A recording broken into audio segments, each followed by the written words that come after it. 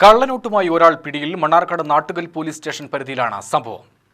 ആര്യമ്പാവിൽ വെച്ച് 500 രൂപയുടെ കള്ളനോട്ടുമായി ഒരാളെ നാട്ടുകാർ പിടികൂടി പോലീസിൽ ഏൽപ്പിച്ചു.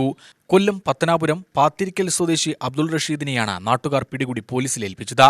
കോഴിക്കോട് പാലക്കാട് ദേശീയപാതയിലെ ആര്യമ്പാവിൽ തച്ചനാട്ടുകര പാലോട് മണലിത്തൊടി മുഹമ്മദ് മുസ്തഫയുടെ ഉടമസ്ഥതയിലുള്ള റോയൽ സ്റ്റോറിലെത്തി 175 രൂപയുടെ വിവിധ സാധനങ്ങൾ വാങ്ങുകയും 500 രൂപ കടക്കാരന് കൊടുക്കുകയും ചെയ്തു. തുടർന്ന് ബാക്കി 325 രൂപ കൈപ്പറ്റുകയും ചെയ്തു. സംശയം തോന്നിയ കടക്കാരൻ 500 രൂപ പരിശോധിച്ചപ്പോഴാണ് കള്ളനോട്ടെന്ന് തെളിഞ്ഞത്. ഉടനെ പ്രതിയെ തടഞ്ഞുവെക്കുകയും നാട്ടുകൽ പോലീസിൽ വിവരം അറിയിക്കുകയും ചെയ്തു. നാട്ടുകൽ CI ഹബീബുള്ളയും സംഘവും സ്ഥലത്തെത്തി പ്രതിയുടെ കാർ പരിശോധിച്ചപ്പോൾ കാറിന്റെ അകത്ത് വിവിധ ഭാഗങ്ങളിലായി ഒളിപ്പിച്ചുവച്ച നിലയിൽ 1,10,000 രൂപയുടെ ഒറിജിനൽ നോട്ടുകളും പോലീസ് കണ്ടെടുത്തിട്ടുണ്ട്. തുടർന്ന് പ്രതിയെ അറസ്റ്റ് ചെയ്തു. നോട്ടുകളെല്ലാം ബാങ്കിൽ എത്തിച്ച് പരിശോധിച്ചപ്പോൾ 2 500-ന്റെ കള്ളനോട്ടുകളാണ് ലഭിച്ചതെന്നും നാട്ടുകൽ CI പറഞ്ഞു.